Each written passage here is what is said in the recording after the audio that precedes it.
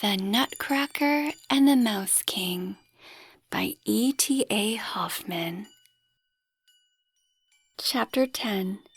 Uncle and Nephew. If it ever happened to any of my honored hearers to get cut by glass, he will know for himself how much it hurts, and what a bad thing it is altogether, since it takes so long to heal. Mary had to spend nearly a whole week in bed, and when she got up again, she felt quite light-headed.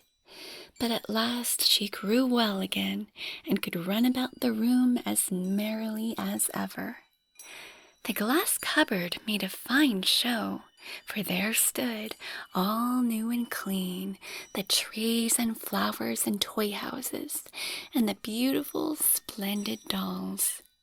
First of all, Mary looked for her dear Nutcracker, who, from his place on the second shelf, smiled back to her with his teeth quite in good order.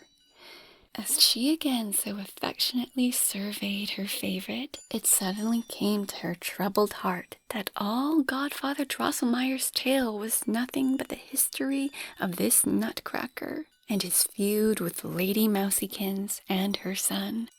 Now she saw that her Nutcracker could be no other than young Drosselmeyer of Nuremberg, the godfather's handsome nephew, so unhappily transformed by Lady Mousykins.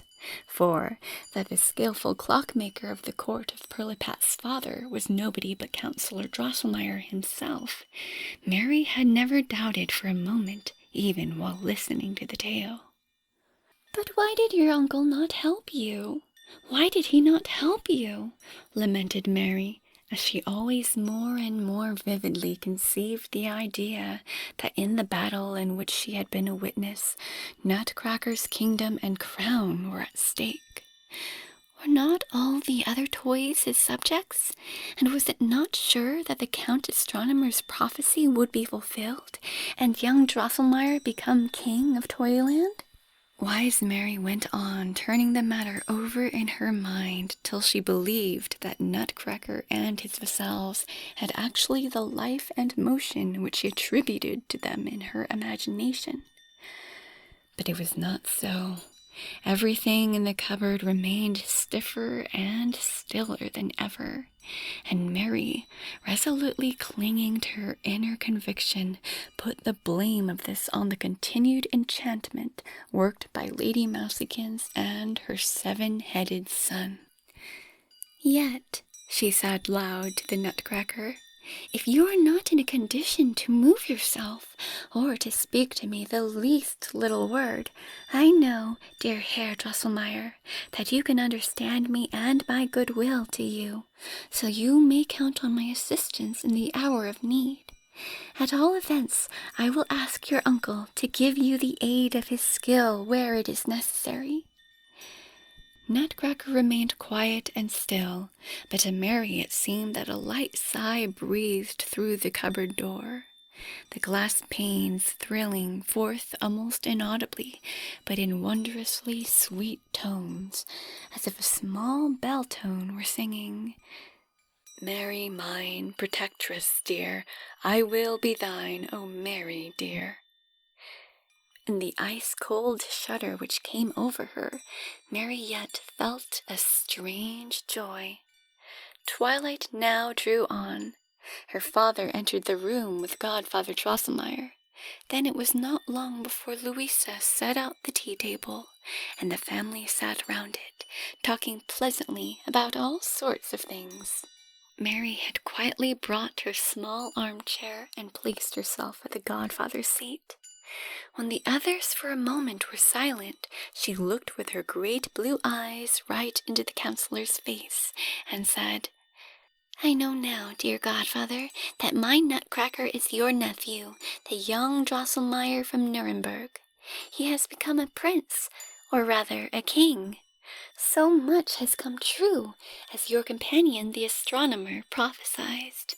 But you know well that he is at open war with Lady Mousykins' son, the ugly Mouse King.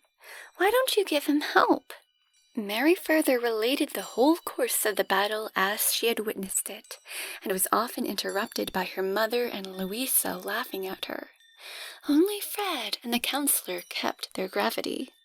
"Wherever did the girl get all that silly stuff into her head?" said the doctor. "Oh, she has a lively imagination," answered her mother. "These are just dreams which came from the feverishness after her hurt." "It is all not true," said Fred. "My hussars are not such cowards." But Godfather Drosselmeyer, smiling queerly, took the little girl on his lap and spoke more softly than ever. "Ah, my dear Mary, to you belongs a gift denied to me and to us all. You are a born princess like Pirlipat, for you reign in a beautiful, bright kingdom. But you have much to suffer if you make the cause of poor deformed Nutcracker your own, for the Mouse King persecutes him in all ways. Yet you, not I, you alone can save him, if only you will be loyal and steadfast." Neither Mary nor anyone else knew what Drosselmeyer meant by these words. Indeed, they seemed to the doctor so odd that he felt the counselor's pulse and said, "My good friend, you have your head all wrong. I will prescribe something for you." But the doctor's wife shook her head thoughtfully and said, half to herself, "I can guess what the counselor means, though I can't put it into plain words."